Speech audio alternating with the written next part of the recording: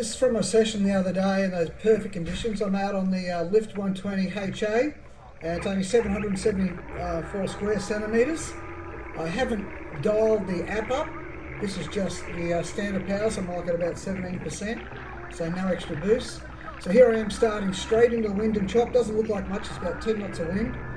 Now I'm not just blindly pulling the trigger, I waited till I come over a wave, roll off the back, even though I'm heading out, back foot, front foot, boom, away you go. Let's start one. Pretty happy with that. That was my first start. Start two, go heading out again. You can see I shift my body weight forward. I'm putting some pretty heavy pressure on your nose. That's why that nose is important, not to be too fat. It pushes water. Back foot, front foot, boom, up, away we go. So that was into the wind and chop again. Here we go. So I'm just sort of showing you, like, as soon as I get on the board, I start moving, and it doesn't look like it, but I'm looking around, you can see the swell rolling through. Again, I'm just not blindly pulling the trigger. I'm just waiting for like a little bit of a roll on the back of the wave. You can see I'm heading out about 45 degrees, sort of across the swell. Here we go, coming off I gassed it on the top, missed it. If you miss it, stop and go again. There we go, boom, straight up. Yeah, the big trick is if you miss a start, don't keep the trigger jammed on. Stop it and go again. There we go again, going across the swell.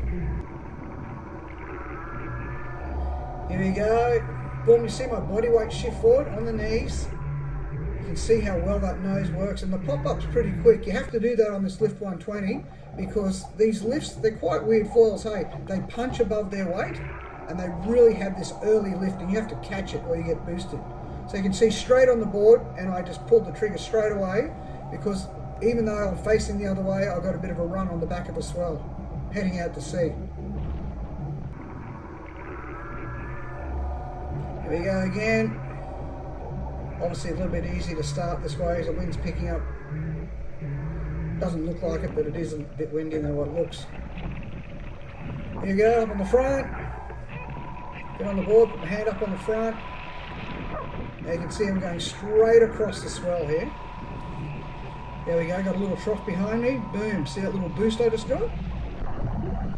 1, 2, blew it. So I got up too early and put too much pressure on the nose of the board, and I sunk it. Right?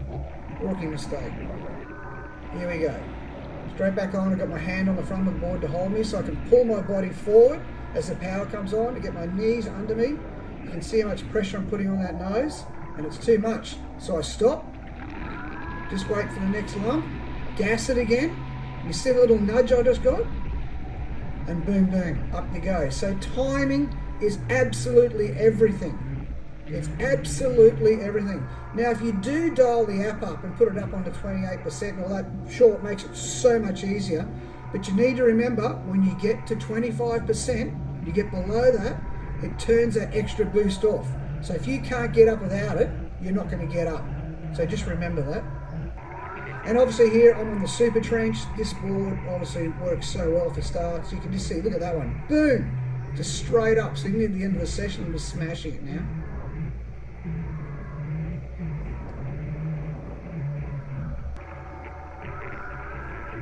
Okay, another one.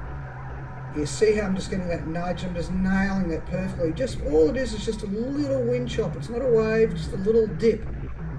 So that's how all the stand-up paddleboarders start, you know. Here we go. You can actually see it rolling through here. Boom, go for a nudge. Yep, see I was behind it, I fell off the back of it. You can see another one here is coming through. I'll let that roll through. Next one picks up. Let that one roll through again. You can just see the swell. It's when you sort of slide off the back of it like that one. No, blow it. Then we'll get the nudge, and away I go. Just stay on the knees a little bit longer. And that's it, folks. That's how I'm getting up on the lift 120 HA.